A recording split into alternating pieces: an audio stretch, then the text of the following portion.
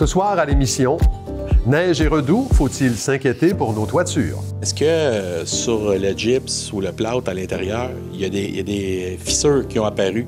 Et le pont de glace entre Oka et Hudson reprend du service.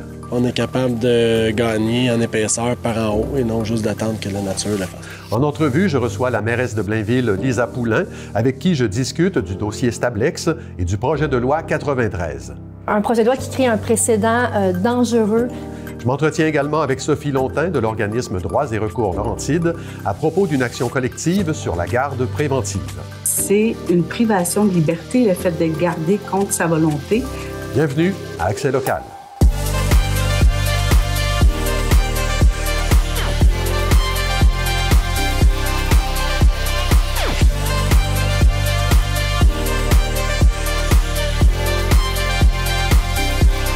Mercredi 5 mars 2025, bon début de soirée. C'est Claude Desjardins en compagnie de Clara Maté-Genet. Bonsoir Clara. Bonsoir Claude. On a beaucoup parlé ces dernières semaines de déneigement des routes. On va grimper à un autre niveau. Maintenant, celui des toits et des toitures. Oui Claude, on le sait tous, là, on a été servis dans les dernières semaines en accumulation de neige. Ça a causé des problèmes de circulation, ça a fait le bonheur des amateurs de plein air. Mais maintenant, avec le redout du mois de mars, ça crée d'autres défis. Les accumulations de neige sur les toits ne posent pas nécessairement problème quand il fait très froid, mais ça peut changer avec les températures qui s'adoucissent ainsi que la pluie. On écoute à ce sujet Christian Legault, qui est directeur du service de sécurité incendie de Sainte-Thérèse.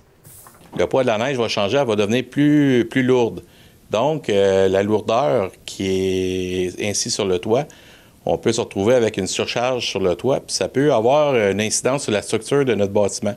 Une surcharge peut créer une déformation de la structure ou pire, un effondrement. Peut-être vous souviendrez-vous de l'année 2019, des vagues d'effondrement de toiture à la fin de cet hiver-là. Il y en avait eu notamment à Saint-Jérôme et à Saint-Lin. Oui, et même si ça ne va pas jusque-là, la surcharge de neige peut causer d'autres genres de problèmes. Oui, tout à fait. Si des unités de ventilation se trouvent sur le toit, ça peut créer des problèmes d'aération dans les bâtiments s'ils sont obstrués. Même chose pour les évents de plomberie qui permettent à l'air de bien circuler dans les tuyaux. S'ils sont aussi bouchés par la neige, ça peut créer des odeurs d'égout à l'intérieur. Dans d'autres cas, si de la glace s'est formée en dessous de la couche de neige, elle pourrait causer des infiltrations d'eau en fondant et dans le pire des cas, ça pourrait avoir de plus grands risques si ça entre en contact avec de l'électricité. Et est-ce qu'il y a une épaisseur de neige qu'on doit considérer comme étant critique? Non, ça dépend vraiment en fait de différents facteurs, de la forme du toit, de son âge et aussi à quel point il est exposé au vent. Dans tous les cas, M. Legault nous partage les signes à surveiller pour s'assurer que la surcharge de neige ne soit pas trop importante pour le toit. C'est important d'être vigilant, de regarder à l'intérieur de la maison. Est-ce qu'il y a des craquements? Est-ce que sur le gyps ou le plâtre à l'intérieur, il y a des fissures qui ont apparu au cours des derniers jours? Est-ce qu'il y a des portes dans les pièces qui ne ferment pas bien, qui fermaient bien avant, mais que là, tout d'un coup, on a un frottement? Ça veut dire qu'il y a du poids sur la toiture. En cas de doute, M. Legault recommande d'appeler le 911. Les services d'urgence pourront évaluer s'il y a un risque et, auquel cas, faire évacuer le bâtiment. Bien sûr, la prévention et le déneigement restent les meilleures solutions. M. Legault encourage aussi les citoyens à garder les sorties, les balcons et les corniches bien déneigées. Oui, il ne faut pas perdre de vue qu'on n'est pas à l'abri de nouvelles tempêtes de neige. Non, tout à fait. D'où mon prochain sujet, le déneigement des voitures, qui est obligatoire par la loi. Il y a deux types d'infractions du Code de la route qui peuvent être commises par rapport à ça. La première infraction, c'est le problème de l'igloo mobile, soit le fait de rouler sans déneiger tous les côtés de sa voiture et donc sans visibilité totale, ce qui peut être bien sûr très dangereux. Les amendes de 100 $ peuvent être remises. Et la deuxième infraction, c'est par rapport au risque qu'un morceau de neige ou de glace se détache du véhicule et ne vienne percuter le pare-brise d'une autre automobile. 60 $ d'amende peuvent être remis. On écoute à ce sujet Éric Huard, qui est agent de la Régie intermunicipale de police de Thérèse de Blainville. Le vrai problème, c'est de prendre le temps. Les gens ne planifient pas leur déplacement, ne prennent pas un peu plus de temps. Fait que c'est vraiment ça, c'est de la négligence. Puis c'est ça qu'on essaie de combattre parce que ça peut être à risque. Surtout les gens là, qui vont me dire que leur véhicule, exemple, est trop haut. Et vous êtes responsable de votre véhicule, trouvez les moyens nécessaires. Et c'est aussi vrai pour les camions commerciaux. Il est de la responsabilité des entreprises de déneiger le dessus des chargements. M. Huard invite aussi la population à appeler si elle voit un camion qui est mal déneigé et qui met à risque les autres utilisateurs de la route. Merci Clara. On se revoit plus tard dans l'émission et preuve que l'hiver n'est pas fini. On va parler du pont de glace entre Oka et Hudson. À plus tard, Claude. L'équipe du théâtre parmi nous propose sa nouvelle pièce, Histoire en chemin. Présentée en partenariat avec le ministère de l'Immigration, de la Francisation et de l'Intégration du Québec, cette œuvre relate l'arrivée et le parcours de 4 femmes immigrantes au Québec. Il sera possible d'y assister gratuitement le samedi 8 mars à 18h à la Maison du citoyen de Saint-Eustache. ABL Immigration, organisme partenaire, propose plusieurs activités dès 17h, incluant un repas communautaire et un jeu questionnaire sur l'évolution des femmes au Québec, le tout sous le thème « Femmes inspirantes ». L'entreprise Les Produits S&G, située à Sainte-Sophie, a été déclarée coupable d'une infraction à la loi sur la qualité de l'environnement le 15 janvier dernier. Le 1er octobre 2019, l'entreprise avait rejeté ou avait permis de rejeter les eaux usées d'une usine dans l'environnement. En vertu de la loi, cette action est susceptible de porter atteinte à la vie, à la santé ou à la sécurité de l'être humain, de l'environnement, de la faune et de la flore. L'entreprise a été condamnée à verser une amende de 32 500 $ et doit rembourser les frais et contributions applicables, soit un montant de près de 15 000 $. Un vent d'opposition se lève devant le projet de loi 93 qui mènerait à l'expropriation d'un terrain de 70 hectares à haute valeur écologique qui appartient à la ville de Blainville et qu'elle pourrait perdre aux mains de l'entreprise Stablex qui souhaite y poursuivre ses activités d'enfouissement de matières résiduelles dangereuses. J'en discute avec la mairesse de Blainville, Lisa Poulin. Bonsoir, Madame Poulin. Bonsoir. À peu près tout le monde, Madame Poulin, est contre ce projet-là, y compris le BAP. Au sujet de l'expropriation, vous avez eu des mots quand même assez durs. Vous avez dit que c'est un projet scandaleux, une attaque frontale au principe d'autonomie municipale. Donc, ça va au-delà du discours non négligeable là, sur la protection de l'environnement, cette histoire-là. Ben, en fait, vous avez tout à fait raison. Le dépôt du projet de loi 93 de jeudi dernier, qui a été fait par la ministre Maïté Vézina-Blanchard, est un projet de loi qui crée un précédent dangereux pour les municipalités du Québec. On se rappelle que c'est un projet de loi qui permet au gouvernement du Québec d'exproprier ou de forcer la vente d'une municipalité, d'un terrain d'une municipalité pour une entreprise privée. Donc, on ne parle pas ici d'une école, on ne parle pas ici d'un hôpital, mais on parle d'une entreprise avec des intérêts privés. Et dans ce cas-ci, les intérêts américains. Donc, c'est sûr que ce projet de loi-là est définitivement là, injustifiable, d'autant plus la façon qu'il est libellé, c'est qu'il ne permet pas de recours judiciaire avant le 15 avril. Et le 15 avril qui concorde avec la période de nidification dans les tourbières de la ville. Oui, ça, on va en parler de l'aspect environnemental. Vous avez demandé à rencontrer le premier ministre Legault. On vous a répondu que vous vous y preniez trop tard. On vous a même reproché d'avoir changé votre fusil d'épaule à un moment donné, probablement parce que la ville a déjà été favorable à ce projet. Qu'est-ce que vous répondez à ça? Bien là, il y a plusieurs éléments de réponse dans ce que vous venez de dire, là. Puis peut-être juste garder les questions une après l'autre. En premier lieu, je n'ai jamais changé mon fusil d'épaule. À partir du moment où on a résilié l'entente en août 2023, après les audiences du BAP, je n'ai jamais changé mon fusil d'épaule. J'ai toujours gardé la même posture pour la municipalité. Le projet de l'entente de principe qui a été signé entre la municipalité et l'entreprise, dont les discussions ont commencé là, au milieu des années 2010, prévoyait une clause de résiliation.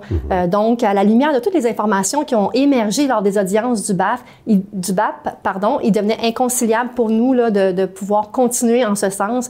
Des éléments qui ont fait surface dont on ne connaissait pas l'existence au moment de la signature de l'entente.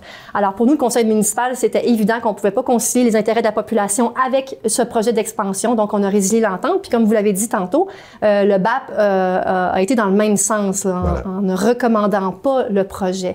Donc, puis depuis ce temps, dans l'argumentaire où j'arrive tard dans le processus, bien, ça fait plus d'1 an qu'on multiplie les rencontres avec différents ministères, notamment le ministère de l'Environnement, le ministère d'Économie et de l'Innovation. Tout récemment, le ministère des Ressources naturelles et de la Faune. Définitivement, ce dossier-là se promène d'un ministère à l'autre. Donc, à chaque fois, on a fait valoir notre argumentaire, on a présenté des options de solutions aussi aux différents ministères qui, à chacune des rencontres, semblaient bien en accord avec ce qu'on présentait, mais ça manifestait toujours dans un deuxième temps avec une ligne qui semblait assez claire auprès du gouvernement que non, il devait poursuivre dans le sens de ce que demandait demandait l'entreprise. Oui, justement, tant Stablex que la ministre des Ressources naturelles, Mme Blanchette-Bizina, affirme qu'il n'y a pas d'autre alternative et que les entreprises qui font affaire avec Stablex vont être éventuellement confrontées à un bris de service si les choses ne bougent pas maintenant. Je sais que vous avez un point de vue totalement différent. Mais c'est qu'il y a une alternative. Le terrain qui appartient au gouvernement du Québec, sur lequel l'entreprise exploite depuis plus de 40 ans à Blainville, il reste de l'espace pour continuer l'exploitation encore pour 25 années. Donc, il existe une alternative. Ce n'est pas l'alternative que l'entreprise souhaite. L'entreprise souhaite poursuivre ses activités sur le terrain qui appartient à la ville pour 40 ans, mais elle existe, cette alternative. Donc, il n'y a pas de risque de bris de service, mis à part si on adhère à l'argumentaire de l'entreprise. Et ce que je reproche ici au gouvernement, c'est qu'ils adhèrent complètement à l'argumentaire de l'entreprise. Oui. On va parler d'écologie maintenant. Expliquez-nous, qu'est-ce que ça représente sur le plan environnemental, la Grande Tourbière de Blainville? Bien, écoutez, nous, la Grande Tourbière de Blainville, premièrement, c'est un milieu naturel extraordinaire qui joue un grand rôle écologique. Elle a une vocation importante au niveau écologique. C'est un des grands complexes de tourbières dans la CMM. Donc, il joue un rôle de façon régionale, mais plus grand CMM. Vous le savez, on s'est doté d'ambitions très ambitieuses, là, de préserver 30% des milieux naturels en 2030 à la hauteur de la CMM. Donc, elles ont un rôle à jouer. Et le terrain se situe en plein cœur des tourbières.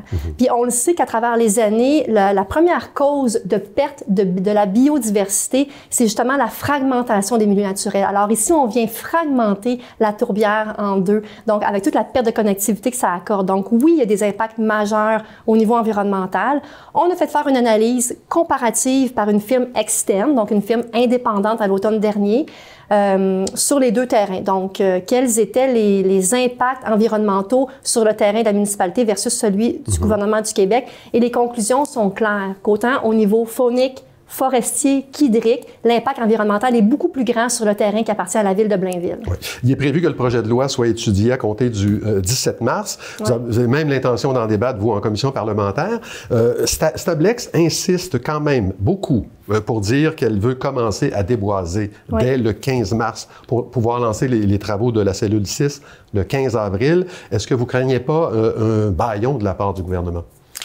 Ça serait tellement mal avisé de leur part d'agir de la sorte. Là. Déjà que le projet de loi 93, comme je le disais d'entrée de jeu, est difficilement justifiable, là, étant donné le pouvoir qu'il s'accorde avec ce projet de loi-là.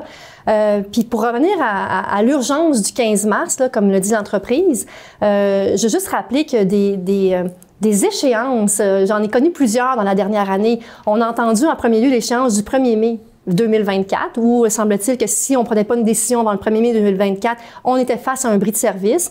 On a entendu ensuite l'échéance du 1er juin 2024. Ensuite, il y a eu le 1er octobre 2024 et là, on est rendu au 15 mars 2025. Donc, à mon avis, c'est vraiment une stratégie de l'entreprise de pressuriser le gouvernement pour que le gouvernement agisse sans trop réfléchir dans ce dossier-là, que je trouve déplorable. Vous avez laissé entendre que vous pourriez vous tourner vers le gouvernement fédéral. Qu'est-ce que Ottawa pourrait faire dans ce dossier-là sans que ce soit considéré comme une forme d'ingérence ou d'empiètement? Bien, en fait, c'est que sur le terrain qui appartient à la municipalité et dans les grandes tourbières, il y a des espèces à statut précaire. Donc, dont la salamandre à quatre orteils, puis le rapport, l'analyse comparative qu'on a faite à l'automne le décrit aussi. Donc, c'est à ce niveau-là que le gouvernement fédéral pourrait intervenir, là, étant donné qu'on se trouve face à certaines espèces à statut précaire. On est en train d'évaluer cette option-là. Autrement, est-ce que vous avez d'autres cartes dans votre jeu? Est-ce qu'il existe d'autres recours contre l'expropriation? Bien, écoutez, c'est sûr qu'on multiplie, on est en train d'évaluer quel pourrait être un recours légal. C'est sûr qu'on comprend que la marge de manœuvre est assez limitée, mais c'est sûr qu'on évalue cette option-là également. D'accord. Sur le procédé Stablex lui-même, est-ce que vous êtes convaincu que c'est parfaitement sécuritaire? Mais en fait, lors des audiences du BAP, on a entendu que le procédé était questionné. Maintenant, nous, dans le mémoire qu'on a déposé justement lors des audiences du BAP, ce qu'on demandait, puis ce qu'on continue de demander aussi au ministère de l'Environnement, que la responsabilité d'encadrer ce type d'industrie-là, c'est de resserrer ces mécanismes de surveillance pour nous assurer que tous les aspects opérationnels de l'entreprise se font bel et bien là, dans les cadres du ministère de l'Environnement.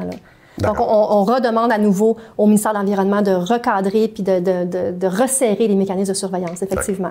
En terminant, bon, vous avez obtenu une foule d'appuis de toutes sortes d'instances. Comment les citoyens qui le désirent peuvent-ils concrètement vous aider?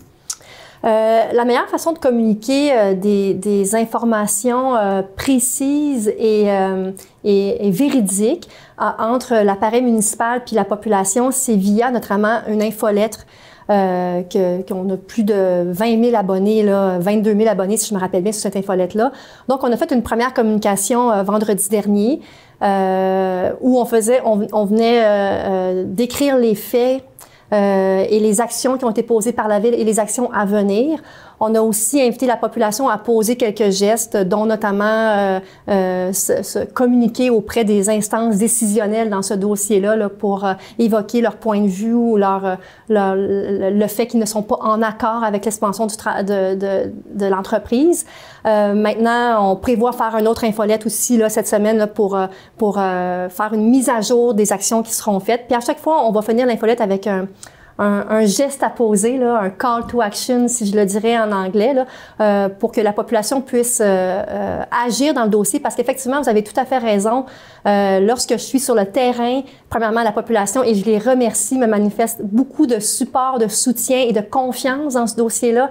Mais il manifeste aussi le souhait d'agir, de vouloir être partie prenante dans cette attaque qu'on reçoit là, de la part du gouvernement à Blainville.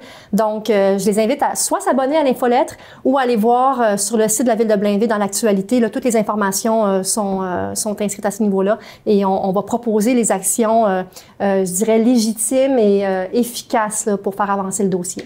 Bien, écoutez, c'est certainement pas fini, ce dossier-là. Lisa Poulin, mairesse de Blainville, merci beaucoup d'être venue en parler avec nous. Merci à vous.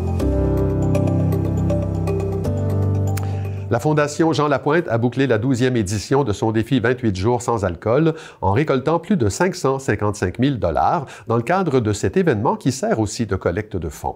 Cette année, plus de 5 000 participants au Québec ont relevé le défi de ne pas boire d'alcool pendant 28 jours. Dans les Laurentides, on parle de 508 participants pour une récolte avoisinant les 49 000 $. Cette campagne vise à soutenir les programmes de prévention, d'accompagnement familial et de traitement des dépendances offerts à travers le Québec par la Maison Jean Lapointe. Le Salon du livre de Mirabel lance sa 5e édition qui se tiendra du 2 au 4 mai prochain au Centre culturel du Val-d'Espoir. Les visiteurs pourront rencontrer plus de 100 auteurs. 6 invités d'honneur y seront, soit Marthe Laverdière, Marie-Claude Savard, Sonia Alain, David Bédard, Pauline Vincent et Patrick Blanchette, en plus des habitués de l'événement et autres grands noms du milieu. Une vitrine particulière sera offerte aux organismes locaux. D'autres événements littéraires auront aussi lieu dans différents secteurs de Mirabel. Dans le cadre d'une action collective sur la garde préventive, Droits et recours Laurentides recherche des personnes qui, entre le 1er janvier 2015 et le 4 novembre 2024, ont été détenues contre leur gré pour une période excédant 72 heures dans les départements de psychiatrie des hôpitaux québécois. Sophie Lontin, conseillère en défense des droits, est avec nous pour en parler. Madame Lontin, bonsoir. Bonsoir. Bon, on parle d'une action collective là, qui a été initiée par le Collectif pour la défense des droits en santé mentale de Montréal, par l'organisme Action autonome et l'avocat Patrick Martin-Ménard. Alors, dites-moi, qu'est-ce qu'ils ont obtenu et quel est votre rôle à partir de maintenant? Dans le fond, ce qui est arrivé, c'est que compte tenu du fait que ça fait plusieurs années que les groupes de défense de droits font des demandes auprès des établissements pour connaître les délais de rigueur pour les gardes en établissement. La garde en établissement, je vais essayer de faire ça simple, oui. C'est une loi, c'est la loi P38. C'est une loi qui permet aux établissements de garder quelqu'un contre leur volonté, et ça pour des délais tout dépendant du type de garde. Il y a 3 types de garde, mais je vais en parler juste d'une qui est la garde préventive. Oui. C'est que ça permet un délai de 72 heures. Et dans le fond, le fait de faire des demandes auprès des établissements a permis de constater que les délais de rigueur n'étaient pas respectés pour plusieurs. Mm-hmm. Donc, le délai de 72 heures qui est prévu par la garde préventive, on pouvait constater que ça dépassait ce délai-là. Et on sait en plus que c'est une privation de liberté, le fait d'être gardé contre sa volonté dans un établissement de santé. Donc, c'est pas banal comme situation de fait qui arrivait aux personnes qui étaient hospitalisées. Pour quelles raisons est-ce que le personnel de ces hôpitaux-là se permettait de garder des gens contre leur gré? Et qu'est-ce qui aurait dû être fait sinon? OK. Dans le fond, la garde préventive, son but est louable, si je peux dire ça comme ça, parce que c'est une loi d'exception pour permettre, dans le fond, au niveau de la dangerosité des personnes. Hein, c'était une loi qui permettait, dans le fond, de dire si une personne est dangereuse, soit pour elle-même ou pour autrui, c'est de permettre de la garder en établissement, mais c'est une loi de protection, donc pour protéger la personne soit d'elle-même, soit aussi protéger les autres. Donc, le but, le législateur, dans le fond, il voulait protéger. Voilà. Mais malheureusement, c'est une loi d'exception que ce qu'on peut constater n'est pas vraiment exceptionnel dans ce qu'on peut voir. Donc, protéger les gens contre eux-mêmes, c'est pas ça la faute. C'est de ne pas le faire selon les règles.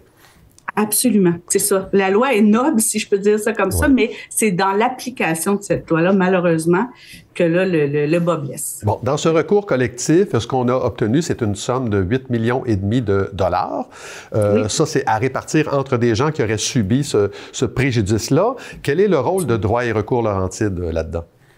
Bien, nous, entre autres, ça va être un peu de propager l'information, d'essayer le plus possible de rejoindre un grand nombre de personnes, hein, parce qu'on sait que plusieurs milliers de personnes peuvent être touchées par ce recours-là. Et aussi d'aider, d'accompagner les gens qui voudraient faire un recours puis qui voudraient être supportés dans la démarche pour remplir les formulaires, entre autres, pour expliquer le fonctionnement. À ce moment-là, nous, on couvre les Laurentides, mais il y a aussi un numéro sans frais qui existe pour les personnes qui voudraient savoir qui est le groupe de défense de droit de sa région. Oui, tous les numéros vont être mis en bas de l'écran. Pourquoi, Mme Lontin, est-ce que c'est circonscrit dans le temps? Pourquoi entre le 1er janvier 2015 et le 4 novembre 2024? Bien, dans le fond, c'est qu'il fallait, à un moment donné, arrêter. Hein? Quand on fait un recours, il faut qu'il soit conscrit dans le temps parce que, dans le fond, l'entente a été approuvée par le juge, finalement, le 4 novembre. C'est juste pour ça que le timer s'est arrêté le 4 novembre. Et si on se reconnaît là, dans tout ce que vous venez de nous dire, qu'est-ce qu'on fait? Quelle est la procédure? C'est ça. Bien là, tout dépendant du secteur, admettons, de la région. Si on est des Laurentides, les gens peuvent appeler Droits et recours Laurentides pour avoir de l'aide, de l'accompagnement, du support dans la démarche. Si la personne vient d'une autre région, à ce moment-là, il y aurait le numéro sans frais dont je faisais mention pour savoir qui peut les aider à faire la démarche. Et il y a aussi Proaxio, qui est finalement l'administrateur des réclamants, si je peux dire ça comme ça. Donc, les gens s'adressent directement soit sur le site de Proaxio pour remplir une demande, finalement, pour réclamer. Et je le rappelle, on peut obtenir 1 000 $ pour chaque journée excédentaire de détention, je le dis entre guillemets. En tout cas, Sophie Lontin, conseillère en défense des droits chez Droits et recours Laurentides, merci beaucoup de nous avoir expliqué tout ça. Ça fait plaisir. On est de retour avec Clara Matéjonet. Cette année encore, le pont de glace entre Oka et Hudson a gelé, de sorte que les automobilistes peuvent rouler d'un côté à l'autre de la rivière des Outaouais à l'embouchure du lac des Deux-Montagnes. Vous en avez fait l'expérience cette semaine. Oui, Claude, c'est assez impressionnant comme système, surtout que cette année, ce sont de nouveaux propriétaires qui ont repris la traverse et qui mettent en place de nouvelles techniques pour entretenir ce pont de glace. Je vous laisse découvrir ça avec moi dans notre reportage de ce soir. Bon, la traversée a commencé officiellement en 1909, dans cette année-là, par la famille Léger, qui m'a transporté du bétail, des fruits, c'est plus des affaires comme ça. Pour après ça, que Post Canada embarque dans la demande, puis là, ça s'est mis à bouger plus. Donc, les Légers sont mis investis dans des bateaux, puis après ça, des barges tirées par les tugboats. Mon père et moi, on a acheté l'entreprise le 20 juin 2024. Donc, tout nouveau propriétaire, première année pour le pont de glace, première année d'opération pour le traversier. Bon, le pont de glace, dans le passé, on laissait aller Dame Nature. On attendait que l'épaisseur soit bonne. Puis une fois que l'épaisseur était atteinte, là, 16 pouces, on déneigeait, on mettait un sapin puis on ouvrait. Cette année, moi, j'ai décidé qu'on poussait un peu Dame Nature en arrosant par-dessus la glace. Donc, dès le début janvier, à 3-4 pouces de glace, on est allé percer. On a mis des pompes, des canons spécialement faits pour ça. Donc, on perce au 100 pieds, on met les canons, on envoie l'eau par-dessus. À chaque soir, on gagne 1 pouce et demi. Il faut des bonnes nuits froides, la moins 15, moins 20. On est capable de gagner en épaisseur par en haut et non juste d'attendre que la nature le fasse. Donc, on a probablement gagné 2 semaines cette année d'ouverture parce qu'on a fait ça. On a pu sécuriser la glace plus rapidement aussi. Fait qu'on a ouvert le 22 janvier. On aurait pu ouvrir un petit peu plus tôt, mais on avait un problème avec une fissure qui a, selon les résidents d'Oka, n'a jamais eu lieu. Puis là, c'est la première année qu'on l'avait. Puis le problème, c'est qu'à un moment donné, la fissure, elle cherche à... La craque va chercher à lever. On n'a jamais été capable de la fusionner. On a installé un pont de bois cette année, là, sur des pattes qu'on sert en excavation pour mettre la machinerie là-dessus pour qu'elle s'enfonce dans la vase. Fait qu'on a roulé avec le pont de bois jusqu'à il y a 2 semaines, jusqu'à fin février. Puis là, la fissure semble s'être placée et qu'on roule directement à côté. Donc, c'est la méthode qu'on a utilisée pour ouvrir plus vite cette année. Le jeudi qu'il a neigé, c'est que nous, on a le problème qu'il va neiger, mais après ça, il va venter. Donc, on a travaillé d'arrache-pied pour maintenir le pont ouvert. Et après ça, on s'est retrouvé avec des rafales de vent. Fait qu'on, je pense, qu'on a duré 6 jours consécutifs où on a roulé à 2 tracteurs avec un pick-up sans arrêt pour être sûr de ne pas perdre le pont de glace. Parce qu'à un moment donné, s'il y a trop de neige, on est juste plus capable de déneiger, 1. Puis 2, à cause du poids que ça crée, l'eau va embarquer par-dessus la glace.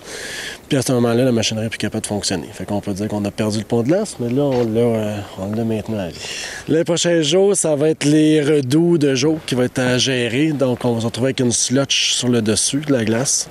La nuit, tant qu'on descend en bas de moins 5, moins 6, on est capable de replacer la slotch avec une craque de chemin de fer. On dirait un badge beam en arrière de pick-up. Donc, le soir, on est en train de regarder l'option de peut-être fermer à 8 heures le soir. Passer la traque de chemin de fer, le H-beam, afin de laisser 1-2 heures de plus à la nuit pour geler ce slotch-là. Là, on a l'enjeu du poids de la neige qui est exceptionnel cette année. Donc, chaque barre du chemin, soyez pas surpris, la glace est en train de descendre, l'eau monte par-dessus. La pluie qui va faire venir fondre la neige va donner probablement un petit coup de main à la glace à remonter. Fait que c'est normal qu'il y ait de l'eau par-dessus la glace en ce moment à cause du poids, mais il y a toujours le 24 pouces de glace, fait qu'on faut pas être stressé. Mettons une auto, on pourrait aller à 12 pouces, mais afin d'être sécuritaire, à 16 pouces, on sait qu'un véhicule qui respecte pas la vitesse de limite, qui va creuser une vague, c'est ça que les gens... Cette année, on a mis une personne chaque bord, une personne à Oka, une personne en dessous pour expliquer ça. C'est qu'on le voit pas, mais par exemple, une camionnette qui roule à 60 km/h va créer une vague en dessous. À un moment donné, la vague, si on la dépasse, ou en arrivant surtout aux approches, quand la vague va frapper le sol, elle va faire casser la glace, qui va faire perdre le pont. Fait que c'est pour ça que c'est important de rouler lentement, qui fait qu'on crée une petite vague bien doucement en dessous. À 16 pouces, on la sent moins, à 24 pouces, on la sent plus. Fait que là, on est sécuritaire. C'est assez spécial. Je pense que ça donne un bon shortcut pour ceux qui travaillent à Vaudreuil. Il y a l'hôpital de Vaudreuil là, qui est en construction. On a beaucoup de travailleurs qui passent le matin. Fait que ça donne une option, 1 pour les travailleurs, puis 2, une belle activité familiale, je pense, pour tout le monde. On irait essayer ça. On souhaite être ouvert, j'aimerais ça jusqu'au 22 mars, ce qui ferait qu'on a ouvert le 22 janvier. On a eu 60 jours d'opération. Ce que je vois sur la météo, les nuits sont assez froides pour nous permettre de rester jusque-là. L'épaisseur de glace est bonne. Fait qu'on se croise les doigts jusqu'au 20-22 mars. On va l'annoncer sur Facebook d'avance. Là. On n'est pas... Comme pour la fermeture cette semaine, je l'ai annoncé, je pense, samedi après-midi pour dire aux gens, préparez-vous, on va fermer. Fait que ça sera pas le matin même qu'on va vous l'annoncer. Clara, il y a quand même des citoyens qui sont mécontents, notamment à cause des tarifs qu'on demande. Oui, Claude, le coût d'un passage est de 14 $. Certains internautes jugent que c'est trop cher et ont exprimé leur mécontentement sur la page Facebook de la Traverse. Les habitants de Ganisatakee ont aussi écrit que les Mohawks devraient pouvoir circuler gratuitement sur cette passerelle. Monsieur Daigneault n'est pas de cet avis. On l'écoute à ce sujet. Il faut comprendre qu'on investit beaucoup d'argent, surtout avec le système de pompage. Je peux comprendre que dans le temps, quand on attendait que la nature fasse le job, on passait 2 jours de tracteur, plante des sapins, bingo, on ouvre. Là, cette année, on était 7-8 personnes sans arrêt pendant à peu près 10 jours, jour et nuit à arroser, à préparer le terrain. Vos billets sont bons, vos coupons sont bons l'été comme l'hiver, qui fait que votre billet va être valide toujours et non un billet l'hiver qu'on ne sait pas si on peut utiliser l'année prochaine. Merci Clara, on se revoit demain. Au revoir Claude. Ben voilà, c'est tout pour aujourd'hui. L'émission Ma banlieue suit à l'instant. Je vous invite également à consulter l'ensemble de la programmation au tvbl.ca. Au nom de toute l'équipe, je vous souhaite une excellente soirée à notre antenne.